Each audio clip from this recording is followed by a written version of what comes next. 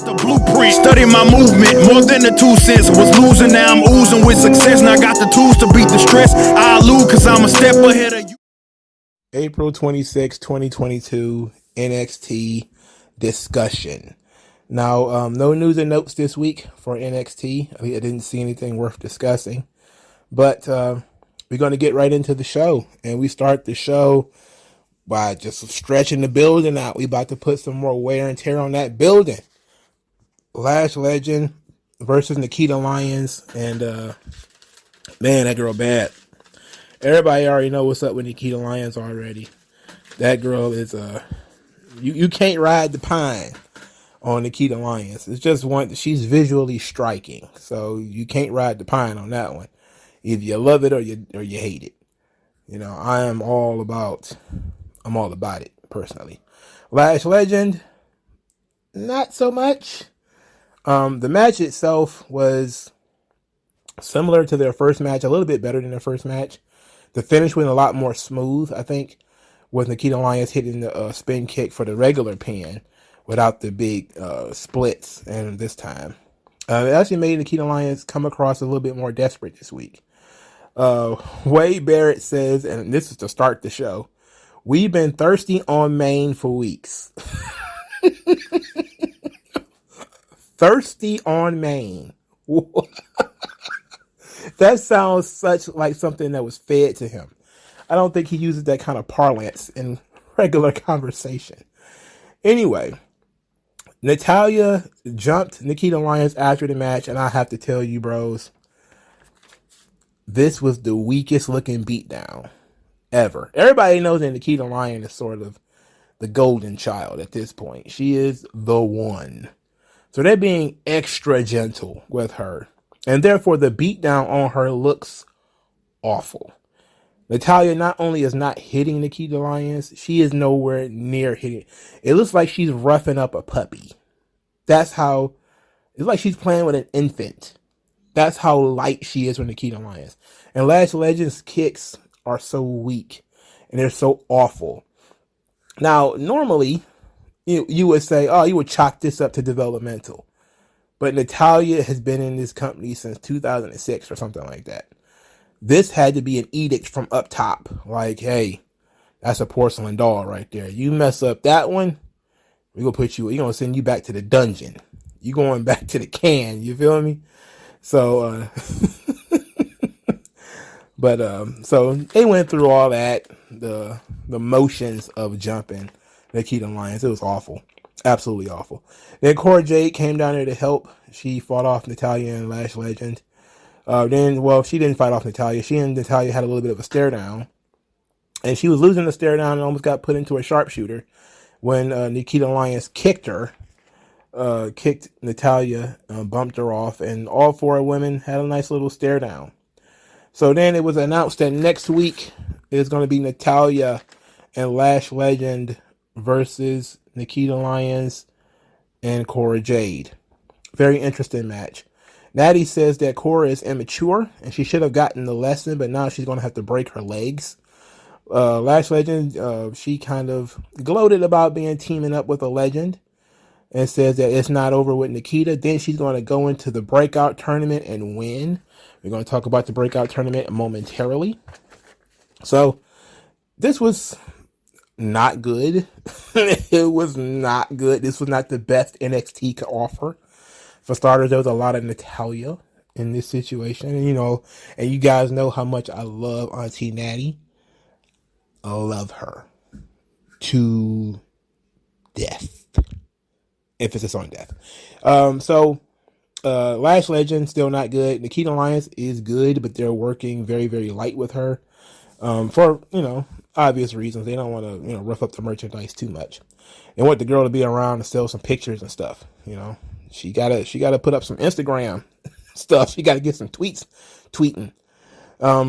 So the match itself, though, they stretched out the building as they do. It's a whole lot of women in this one match. All right, Tony D'Angelo says that he's had to wrestle Von Wagner because Zion Quinn got a hangnail or a stomach ache or something. And I was like, wait a minute, isn't Von Wagner suspended? Turns out No, I wasn't wrong. He was suspended, but they explained it away as, the suspension was lifted and the fine was paid. So we had this heel versus heel match, Wagner versus Tony D'Angelo. And Tony D'Angelo was basically booked as the babyface kind of in this match, with the shining and everything. And okay, kind of weird. They said Zion Quinn was not medically cleared. He probably got COVID or something like that. So Tony D'Angelo ends up losing the match because Santos Escobar and the Legado del Fantasma hit Tony D'Angelo and attacked his boys, and Escobar swiped him across the knee with a crowbar. I would have preferred if Tony D'Angelo have taken the count out instead of getting in the ring just to get kicked in the face and pinned. I think we could have saved that pinfall. I don't think we needed that. It's a typical WWE staple, I should say, that we don't spare guys pinfalls, which we should. We should avoid pinning guys as much as possible. Von Wagner isn't going anywhere. He has no storyline. There's no real reason to give him a pinfall victory over Tony D'Angelo. It really doesn't make no sense. But we did what we did, and what's done is done. Legado del Fantasma wasn't done for the evening, though. So they had to have a match with Briggs and Jensen and Fallon Henley, which I felt bad for them for. Briggs and Jensen were getting fired up back there. And so was Fallon Henley, talking about it's time to take care of business. How she's tired of Elektra Lopez and some more stuff. Then a woman, just a random lady, just walked through, and Jensen took his hat off and immediately she had his full attention. To which Wade Barrett said, "Simp alert." Simp alert. Oh God, we get the next time we see Briggs and Jensen and all them. Jensen is down. He's hurt his knee, and Briggs is pissed. Jensen still wants to fight, but they won't clear him. So it's Legado del Fantasma versus Briggs and Henley in a handicap match. Briggs suplexed one member of Legado del Fantasma into the other one, which is crazy. It's like kind of like a falcon arrow. He's kind of lifting and threw him into the other guy. That's pretty crazy. Henley and Lopez fought off into the crowd, leaving Briggs alone, and he was pinned by Legado del Fantasma. Good win for them. They're still doing this whodunit with Jensen, which is, kind of overused in terms of NXT, is the whodunit angle. Don't really need that, but I'm guessing it's going to have something to do with that mysterious lady that Jensen was obsessed with. I'm pretty sure it got something to do with that.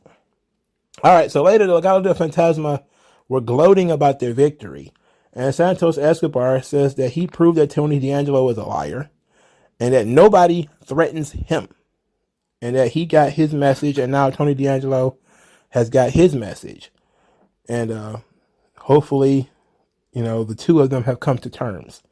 Tony D'Angelo then says that Santos has been should have been smartened up by now. He says he got his goons, well, I got mine too. He introduced, I think it's Troy Two Dimes Donovan, and I swear I didn't hear the other name, because Two Dimes Donovan is a fantastic name. That's a 100% Goodfellas name. I love that name. Okay. Call it Got Two Dimes. All right. That's great. And the tag team name is Stacks, apparently. So I like that idea. I think that's the name of the collection. I don't know if he's included in that or if it's just the two guys. I don't remember the name of the other guy. Please let me know in the comment section below. What was the name of the other guy? He says that he wants to have a sit down before he takes matters into his own hands. So they're going to have a parlay. That's what it's called when mafia bosses have a sit down.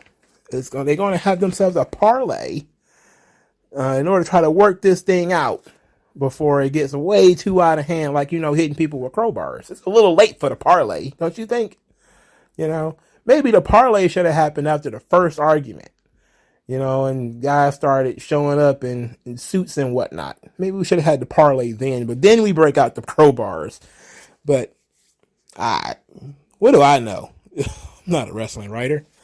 Just a guy on the internet. I love Tony D'Angelo. Love Santos Escobar.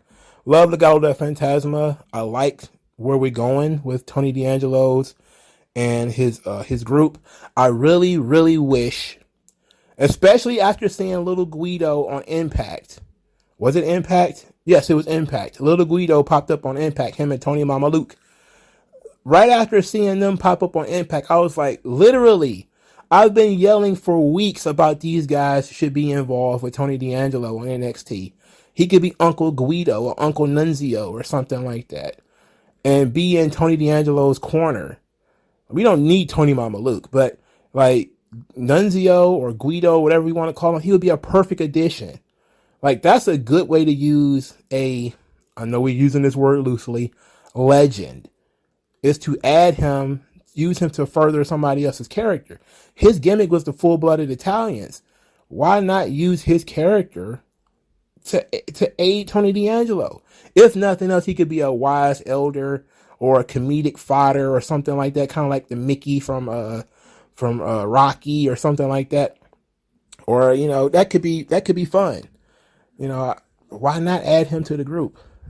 He didn't have to wrestle, but that would be fun. It'd be a fun usage of him.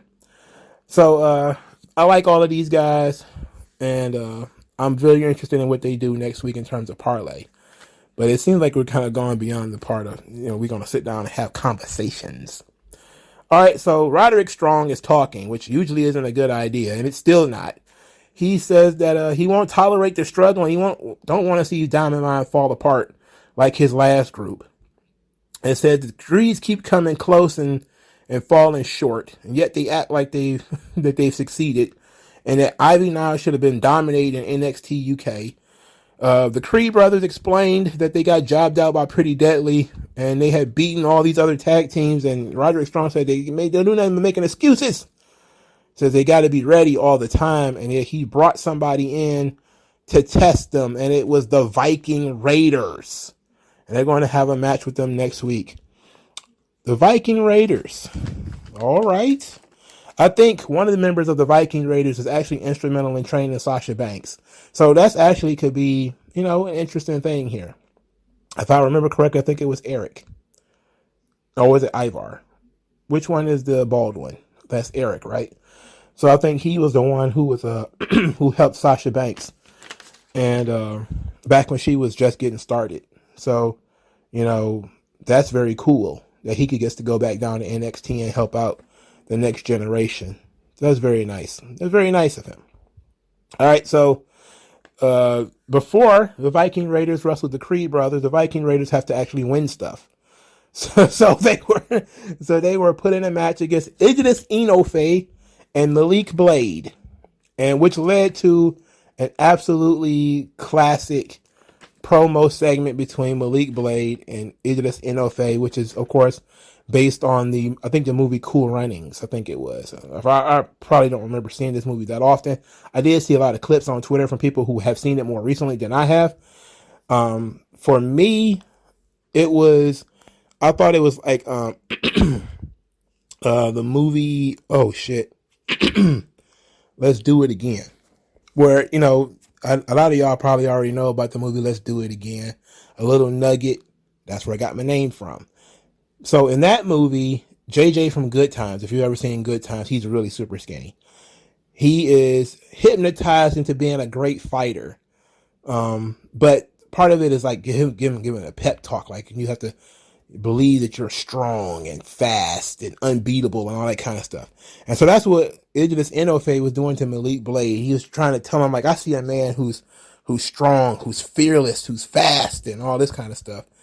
And then he said, you see all that? Malik Blade. And he was like, yeah, I see all that. And Idris Enofe has this really cool, like, flowing robe. It's like really elaborate for a job guy. Like, he's an overdressed job guy, which is almost always hilarious to me in wrestling when somebody's an overdressed job guy. I love it. It is fantastic. So they sit in front of the mirror, and Idris Enofe is trying to get him to to see goodness in himself, see something really good about himself. And Malik Blade starts to get into it. And he starts to talk about he's fast and he's fearless and he's strong and all these things. And they get fired up and they go out there to wrestle the Viking Raiders. And of course they lose. Of course they lose. But it was a nice showing for the young guys though. You know, this was basically a showcase for the Viking Raiders because the Viking Raiders were definitely going to win. But it was it was long enough to give Inofe and Blade. They didn't get, squashed. They got to get some momentum. I said this in a different video that I recently recorded that y'all probably have not heard yet. But the matches exist to buttress the stories. That's the point of matches, okay? The match exists. Well, since we've moved away from the sporting aspect of wrestling. The sporting aspect of wrestling is the match is going to be good because this guy is talented and this guy is talented. And we on the competition concept. Since wrestling is more entertainment than sport these days, the matches exist to buttress the story. So if you would have just had Idris Inofe and Malik Blade get beat and squashed, it would have ruined that segment of them, feeling all hyped up and, their motivations and their characters would have been derailed. Now, it would have been funny if they'd have did all of that stuff and then got squashed. But it shows you that their confidence led to them having a better performance than usual. And that's a good usage of match time, is to show that these guys are improving. And their biggest improvement is in their confidence. So that was very good. I give them credit for that. Great job, guys. So after the match, the Viking Raiders stared down the Creed brothers and as they prepare for their collision next week. And I'm actually looking forward to this. I'm not a big fan of the Viking Raiders. I am a big fan of the Creed brothers. And the Creed brothers are being tested here. This is the point of this thing. Now, do they pass the test? And if they beat the Viking Raiders, does that make the Viking Raiders look bad? I think the story is going to be buttressed by the match. I'm guessing to continue the story of Diamond Mine not being in the best shape, the Creeds would have to lose. And they would have to get really close and still lose. And then Roderick Strong will have to lose his mind because these guys lost. I'm thinking that's the direction they're going to go into. But I'm okay with the Viking Raiders being in NXT. I think it's a great job. It's a good call. Tag teams in the women's division both getting some help right now. And that's a good start because that's where they need it. WWE's tag team division is shit. And the Viking Raiders aren't doing anything. So since you're paying them, send them to fucking Florida. Let them work with the kids. Why not? No big deal. All right. So Indy, Hartwell, and Persia Parada are impressed by Roxanne and her performance last week, having defeated Gacy Jane. Toxic Attraction blamed the loss on Wendy Chu and said it was a fluke. Roxanne disagreed and said she's willing to prove that it's not a fluke, and she was taken up on that challenge by Mandy Rose. You would have thought it would have been Gigi Dolan, but no, they're putting Mandy Rose out there. Now you can tell this is Shawn Michaels booking, by the way, because Shawn Michaels always finds somebody with what he likes. He'll have them wrestle the champion in a non-title match or a title match sometimes. Then they will lose and they'll loop back around later as a better contender. He's been doing this on NXT UK for like a year and a half now. So his style doesn't change that much. So Roxanne Perez versus Mandy Rose was the main event of the evening. And they showed Roxanne was able to hang in there with Mandy. She put Mandy on the ropes a couple of times. Mandy got bit by her. I don't know why she was biting, for Christ's sake. But ultimately, Mandy Rose wins the match, relatively clean. After the match, Wendy Chu popped up with water guns again. This time, Toxic Attraction bailed from the ring and stood at the top of the ramp to gloat. This led a net to fall from the sky upon them. And I instantly was like, net. No. Nah. And then once they got done with the neck gag, Wendy Choo and Roxanne sprayed silly string all over it. Look, man. Look. I like NXT. I really do.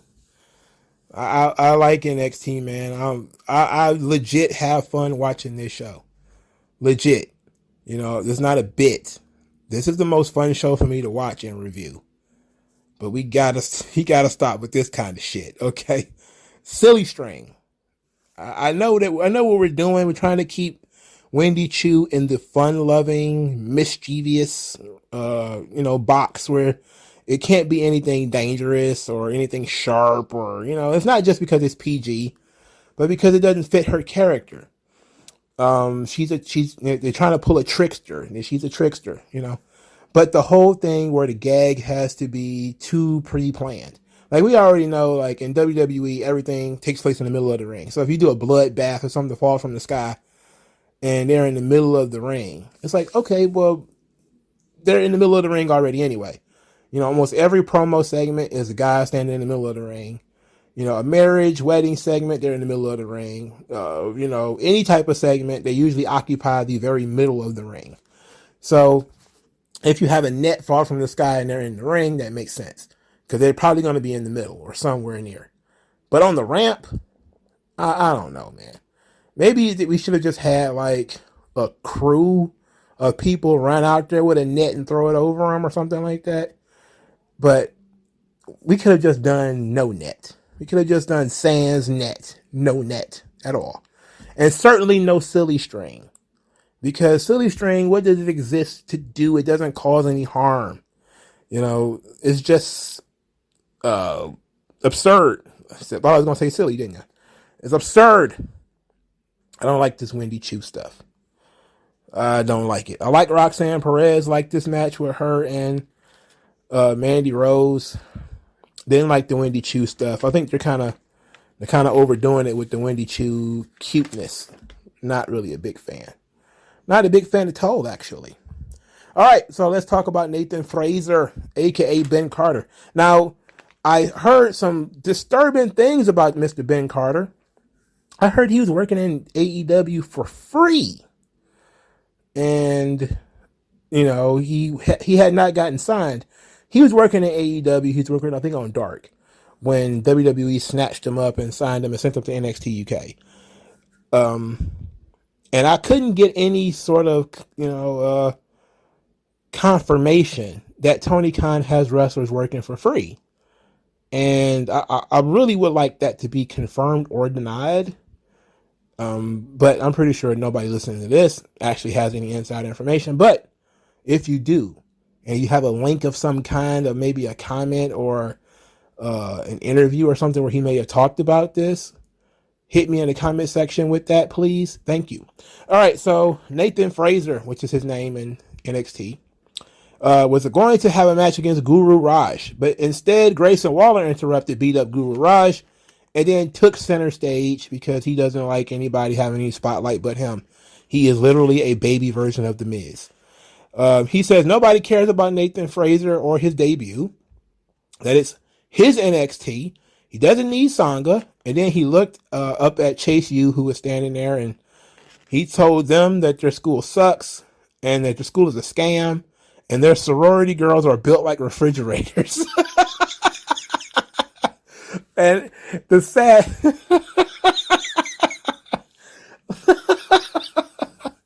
Look, the funny things about that is that it sent people into a tizzy. So many blue check marks watch NXT and get absolutely offended at everything. You would think this is the most offensive wrestling show ever produced. You would think this was ECW in like 1997 or something like that. From the way that these guys clutch their pearls over literally everything. And you can tell that they're doing this because they don't really want to watch the show. And, they kind of just have to watch it. But it's so embarrassing. It's like I would never let people know that I'm just literally offended every 10 minutes that the show is on. And it's not even anything to be offended about. They're offended because Grayson Waller made a fat joke which not even really a fat joke. It's about a woman saying that she's built like a refrigerator. What is a refrigerator built like? Refrigerators aren't fat. Refrigerators have no shape. They're giant boxes. So if you say a woman is built like a refrigerator, you're saying that she's a big box. She has no curves, no hip, no shape, no body, you know? And I've seen women shaped like refrigerators. They shape like NFL linebackers. They're typically fat, yes, but not always. Sometimes they're just tall and bony, and that's why they're sharp in the shoulders and everything. But they don't necessarily have to be fat. But that comment really sent people for a tizzy. I thought it was fucking hilarious personally. I still do. Nathan Fraser attacked Grayson Waller while he wasn't looking, wasn't paying attention. Then he bumped him outside the ring, shook hands with Bodie Hayward, and this was a teachable moment, according to Andre Chase. And I'm guessing Nathan Fraser has a really great theme from his time in NXT UK. Just like A-Kid has a really great theme. I'm guessing they're going to get rid of it. I'm guessing they're going to get rid of Nathan Fraser's theme. I really like it, but it's about to be gone because I know he's about to be repackaged.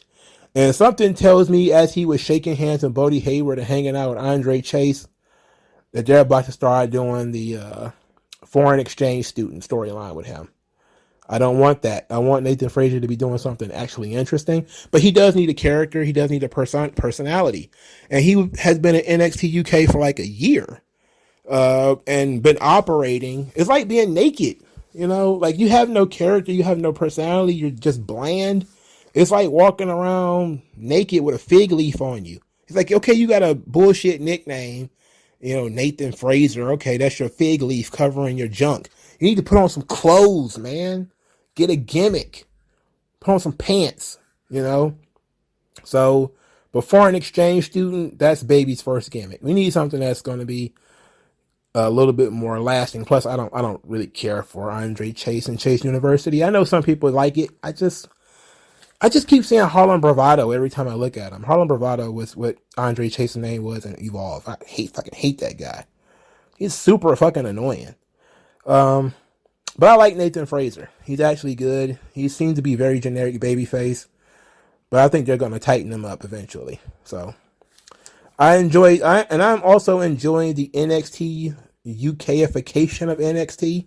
Because they're taking all the bland pieces that are actually pretty good from NXT UK and forcing them into the to the WWE mold. Like, all right, you've had your fun of being bland, naked, running the streets of NXT UK with no gimmick. Just, having matches. Now it's time for the hard work. You're changing your name and putting a gimmick on you. It's about time. Too many people running around that joint. All right, so we got to talk about the breakout tournament because we're at that point of the video now. Before we get into the breakout tournament, because I nearly forgot, we got to talk about Tiffany Stratton and Grayson Waller, and they are the most obnoxious two people on planet Earth already. Like, you can just literally, like, it was horrifying watching these two characters meld and knowing that they are a perfect fit for one another. And it seemed like they teased this before, because I think Tiffany Stratton was with Grayson Waller months ago.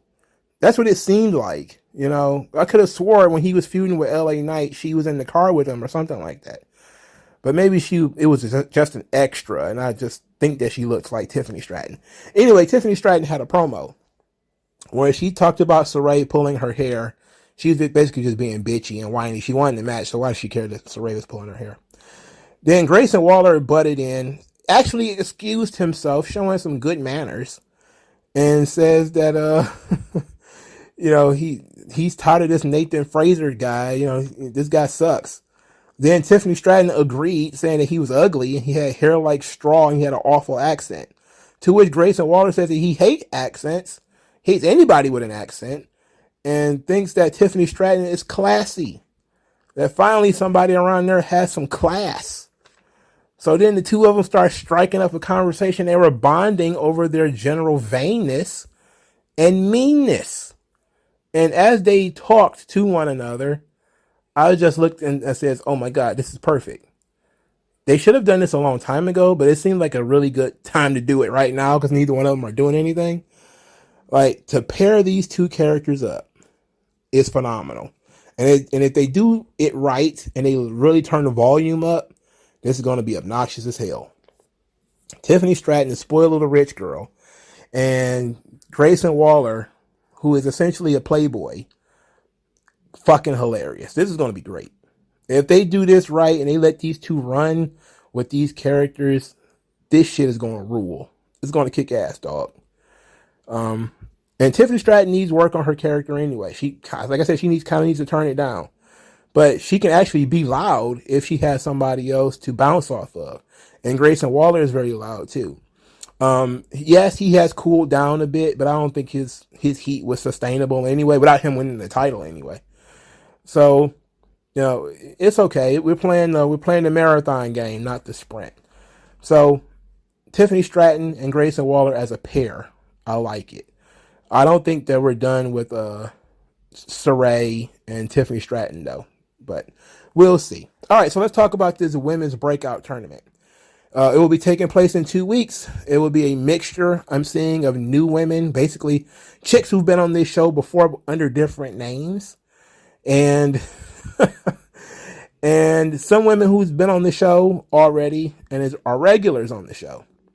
So I don't have a list of everybody who's going to be. I don't have a bracket or anything. But from what we see, Lash Legend is going to be in the tournament. That's cool. She needs to work.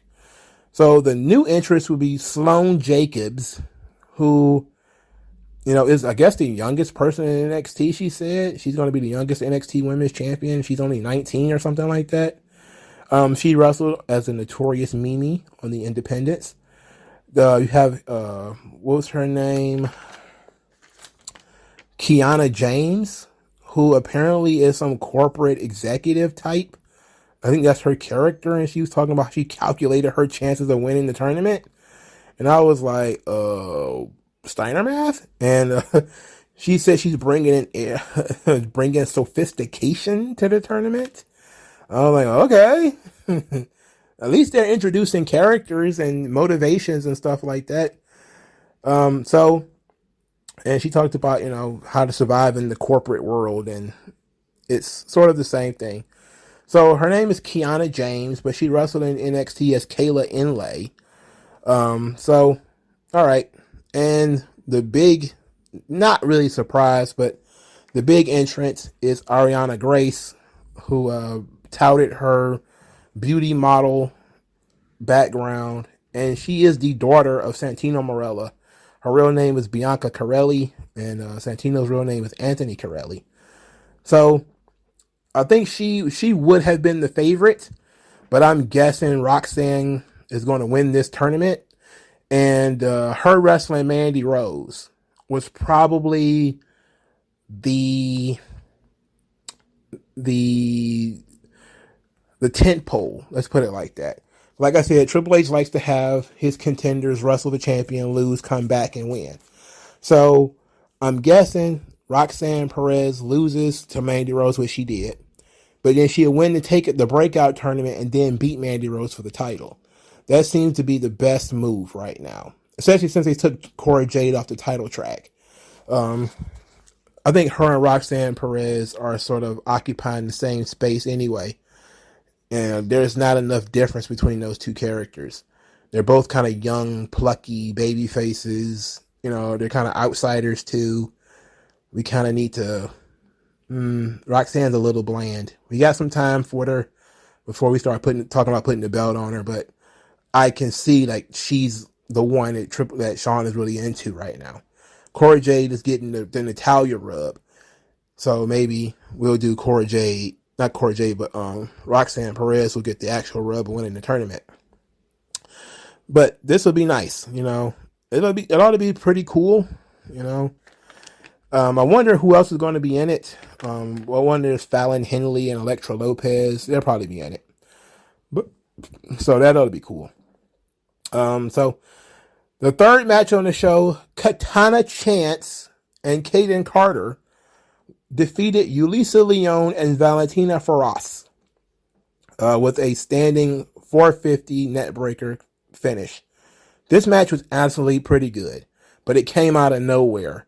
And to be a fan of WWE, you have to go into a comic book store, buy a Spider-Man comic, and just be okay with him being named Tank Man for the rest of the book. You know, just randomly changing his name with no explanation. Like, they announced Katana Chance, which was Kacy Catanzaro. No attempt whatsoever to even mention that she was at one point Kacy Catanzaro. It was like it was Katana Chance and had always been Katana Chance.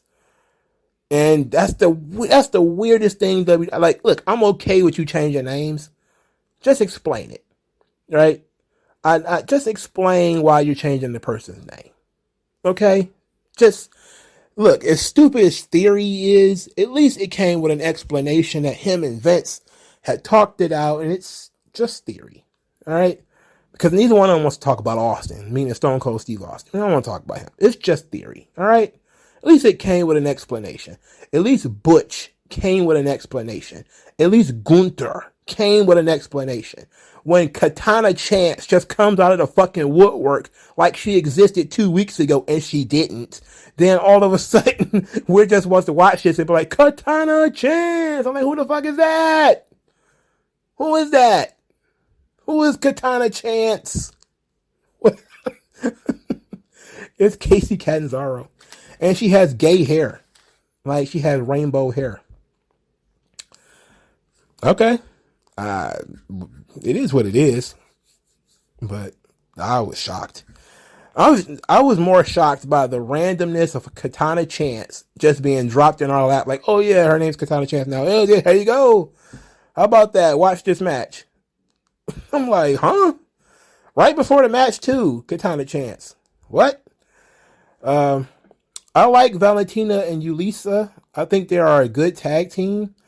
I don't think anybody in that joint speaks English though, or at least not enough English. But they're all very agile, fast, both teams. You know, the agility of both teams is very impressive. I really would have liked for them to do something in terms of story with Yulisa Leon and Valentina Feroz, because they've been there forever. Also, would have been nice for them to have a storyline for Katana and Kaden, because they've been there forever. And you think these teams, now maybe they're building Katana Chance and Kaden Carter up. And I know they changed Kacy Catanzaro's name because I think that's her real name.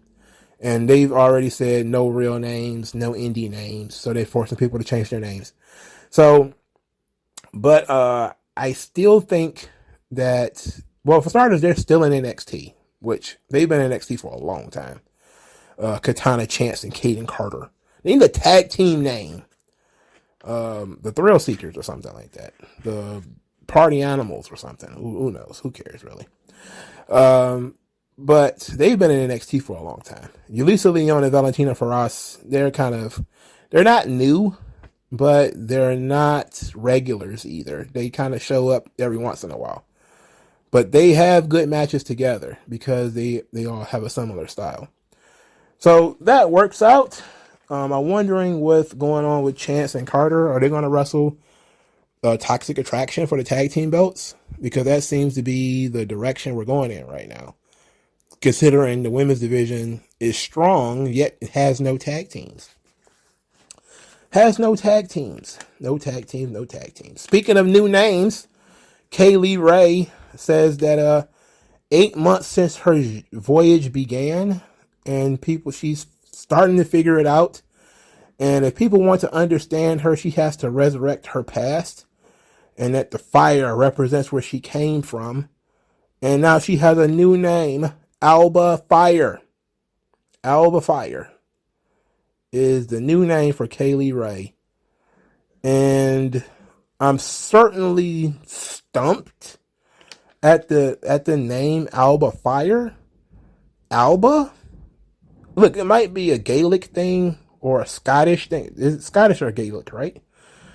Celtic. I'm sorry. Celtic. Gaelic is Irish, right? No? Am I? They're both Celtic, right? Yeah, they're both Celtic. I'm not going to Google it. But I think that It might mean something in whatever language they speak over there in Scotland. But fire. I don't know. It doesn't. It's a weird name. All right, it's a weird name, but I'll take it. At least they tried to explain it, that she's got to resurrect herself and go down to her roots or whatever. So I'm guessing this has a meaning in Scottish lore, like Finn Balor was, something that was in Scottish lore.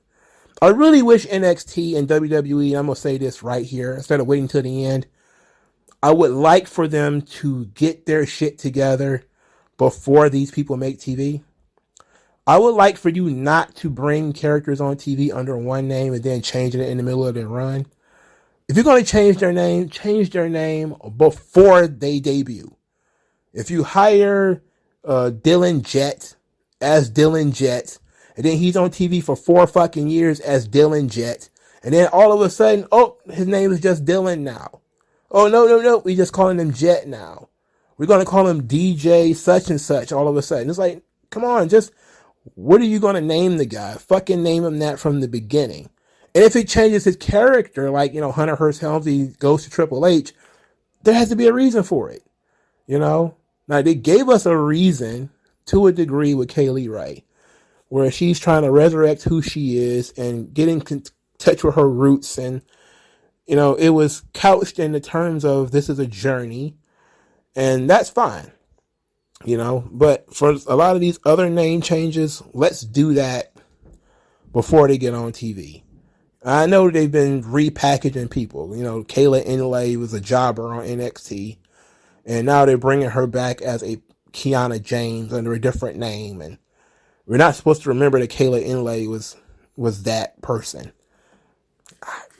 That's difficult to do. It's difficult. It's a difficult ask. I know that in the past, WWE just did this stuff where you had, Papa Shango, then Kama the Fighting Machine, then the Godfather, then the Good Father, and it's all the same fucking guy. It's like, yeah, but it's not 1994 anymore. Come on with that shit. Alba Fire. It is what it is. Cameron Grimes was on commentary for Solo Sikoa versus Trick Williams. Solo Sikoa wins the match. Clean, not bad. Okay match. Mello has some words for Cameron Grimes after the match. Solo Sikoa tried to kick Mello. He ducks and he kicked Cameron Grimes. Not like he cares, since they're all opponents anyway at Spring Break-In. I still don't like the idea of this being a triple threat match, but it's all right. Not Cameron Grimes, but Trick Williams and Carmelo Hayes triggering Solo Sikoa on Twitter was fucking hilarious. They were taking pictures with his dad and his brothers and absolutely trolling him, which I thought was absolutely hilarious. He said, I took a picture with your dad. He says, take it easy on my son. That shit was great. I really wish they had put that on Twitter, like put it up on the TV or something. That'd have been great. I'm not into this triple threat idea, but it is what it is. We've gone too far already. All right, the next thing, Wes Lee gets a solo vignette. He's standing out on the beach watching the waves, saying that it was a 6-month journey to get back to tag team championships. And to lose the tag team titles, you can get them back. That's okay. But when the titles are taken from you, that creates anger. And there's 2 ways for him to handle this. He could cry, bitch, and complain, or he can make waves, embrace new challenges, and take new risks. It was absolutely wonderful. This was a wonderful mission statement. I wish they would change his fucking name, because Wes Lee is a stupid name. All right? It's a stupid name. Force him to change his name, please. I know this counteracts what I just said, but since we're already doing it, we can do it one more time. I'll accept for you to do it one more time. Change this guy's fucking name and change his gimmick. But so I'm okay with this. A lot of people are surprised that they're actually using the breakup of MSK in a storyline. I'm not. I'm not surprised they're doing it. WWE doesn't always run from things. I don't think they've showed Nash Carter at all. I think they cut him out of all the clips and everything. But this was something that really connects with people as they understand. If they get it. You know, he didn't ask for this. He didn't ask to be thrust into the singles division.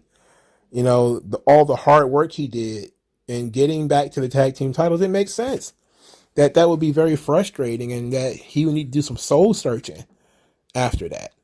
So that was very cool. You know, I love this segment. Love that vignette. So to end the show, we're going to change the world. Our boy Joe Gacy triggered the shit out of the blue check marks on Twitter. So he comes out there and says that we've come very far in our journey. NXT has become the clay he's been molding over the last 6 to 8 months. A clay of acceptance. But his mission isn't quite accomplished because not everyone is buying in. And he said, why? I like the stress, like, why? Says he wants people to commit to the future, commit to his vision. And he wants you to do it willingly. Because after spring break-in, you won't have a choice. Then he talked about Bron Breakker not being medically cleared. And that at spring break-in, he will be crowned the NXT champion. And then things are really going to kick off. This led Rick Steiner to come out to the worst music imaginable. Fuck. God damn. He came out to some really bad music. Joe Gacy and all of his goons surrounded the ring. Not goons, druids. All right, they're wearing masks. Druids. Rick Steiner guaranteed that Bron will be there to defend the title. Joe Gacy says, "Oh well, look, you made the worst possible mistake. You should not have come out here." So then Bron Breakker comes out there to make the save. He beats up the goons. Goes after Joe Gacy. Gacy, kind of knocks him down. The entire story of the evening is we don't know how hurt Bron Breakker is from his fall off the balcony. And he won't share how injured he is. And Gacy kind of figured that he's very suitably softened up for the NXT title. So then the druids of Gacy's church, whatever, pass the title amongst themselves all the way back to Gacy, who holds the belt up with crazed lunatic eyes and the creepiest smile ever as we go off the air. It was okay. I like Gacy. Big fan of Gacy. I love what he's doing. I like his message. He's talking about inclusivity and acceptance. And because he's using leftist buzzwords, they're really triggered. Super triggered. They don't understand how much of a cult-like behavior that they have. And people have been trying to tell leftists this for a long time. And I don't know if Joe Gacy's political opinion is. I'm guessing he's not. That's why he can parody this stuff very well and still do it very creepily. Is you don't understand how much of a kooky camp counselor you sound like when everything is about inclusion and acceptance, and these are just code words because nobody's ever fully inclusive or accepting of anyone. It's all just code words. It's all politically minded mumbo jumbo. It's not real language. And he's not being a leftist because he hasn't called anybody a right-wing fascist or a Nazi yet. He doesn't walk around in a pussy hat and scream outside because, his political opinions aren't working out. He's just being a douchebag. And he's wrapping his psychosis in politics. And sometimes people do that. They wrap their psychosis in things like religion or sports or something like that. He might be preoccupied. And it seems like he might be politically preoccupied. He just has general psychosis. But generally speaking, the idea of Joe Gacy is that he's a cult leader. So he has all the trappings of a cult leader. He has a cult. So that's how I look at it. Just like Raven had a flock and Undertaker had his cult, and now Edge has a cult. Bray Wyatt has a cult called the Wyatt family. And now Gacy's going to have a cult. And I wonder what it's going to be called. The difference is going to be while, Edge or Bray Wyatt is kind of vague, voodoo, swamp logic, swamp wisdom, and Undertaker was straight up satanic hell stuff. Gacy's is liberal politics. It's straight up liberal politics. Everybody needs to join my cavalcade of acceptance. You need to do it by choice, or I will take that choice away. And people don't understand. They don't like when their politics are being shouted back to them, especially in this way, because that's how they behave in general. Not to get too political, but how many times have these groups kicked people out for not being completely and totally acceptable on their terms, on terms they've set? That's basically what Gacy is doing. Nobody is ever woke enough. And Gacy is saying that nobody is, sufficiently following along with him and his program. You got to get with the program, buddy, or bad things are going to happen. But we went from Joe Gacy having no followers, he had no bitches, to now he's got all the bitches. I would have liked for that to be explained. I would have liked for us to see how Gacy grew his gathering. Some people have said, like, where's Harland? I think he's still on honeymoon. I think he got married recently. He'll probably be back by the time spring break-in happens. Hell of a time to get married. It's right around the time your buddy is about to wrestle for the title. I don't think Gacy will win it, but it ought to be a nice little match that can hold Bron over before a real challenge comes in. And it'll be interesting to see who they choose to have him fight after Gacy. I'm guessing it'll probably be Von Wagner. And that's going to be boring because Von Wagner is, not good for starters. Secondly, his style is too similar to Bron Breakker's, and I don't think they will have a good chemistry. And thirdly, they have about the same amount of experience, so that's definitely not going to be good. Gacy at least has more experience than Bron Breakker. A lot more experience, and he's a lot older. I think he's like 10 years older. I think he's like 10 years older. So, at least Gacy has experience. So this ought to be fun. I really still like the Gacy character, even though they kind of smoothed it out a lot since he started doing it. But, it's still a creepy, cultish hug box. It's all psychosis and crazy stuff wrapped in the warm embrace of his acceptance and inclusion, which is typically what happens when you go into one of these hug boxes, like one of these therapy sessions. It quickly turns into, a den of vipers. But I don't think he's, being what they call it, a right winger's vision of what a left winger is. No, the truth be told, the right understands the left a lot more than the left understands the right. This has been something that's been proven in actual studies that, right wingers are far more in tune with left wing politics than vice versa, because the left always creates these hug boxes and they very rarely step outside of it.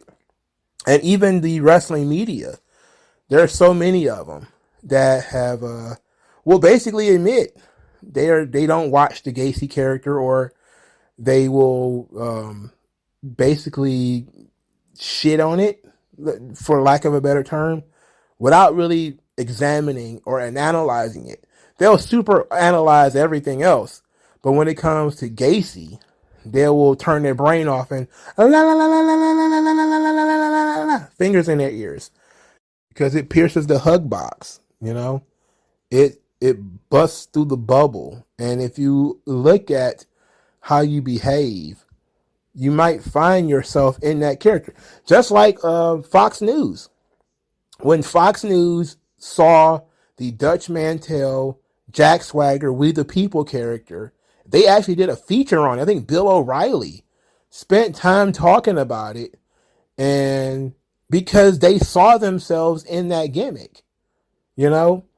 It's like that was the point. You know, the point of the gimmick was for you to see yourself in the character and see yourself as the heel that you sound like when you say stuff like this, you know. And now Gacy's just doing it to them. But just like the right got pissy and got the character diminished, the left did the same thing. They got pissy about Gacy and they ended up having to smooth the character out a little bit. But it's, you know, it's fair. They've poked fun at the right wing before. They're poking fun at the left wing now. It is what it is. If you don't want to be made fun of, then don't sit back and be cool about other people being made fun of. And heels got to make fun of somebody. They got to make fun of somebody. For Christ's sake, we can't just have everybody's a bland, cocky heel. No, that's stupid, you know. But I'm okay with it. And Joe Gacy's mission of using NXT to create this hug box of inclusion and equity and all that shit is megalomaniacal, and it's insane. Right? It's absolutely insane. And there's no point to it. It'll never work. But that's what makes him the villain. You know, the Joker wants to gas all of Gotham. It'll never work. But that won't stop him from trying. You know, that's what crazy people do. They try crazy shit. You know, having high ambition is part of it.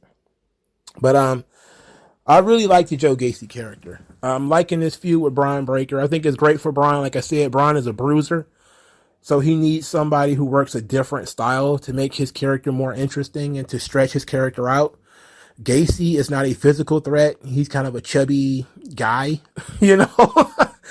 So Bron Breakker should be able to physically maneuver Gacy around and throw him around and everything. But it's all going to be about the psychological aspects of it. You know, Gacy outsmarting him. Gacy having druids and whatever else around the ring. That ought to be the fun stuff. I'd definitely be surprised if Gacy wins. But let me know what you guys think of spring breaking and all this kind of stuff. Like, share, and subscribe. And I'll talk to you guys later, man. Peace.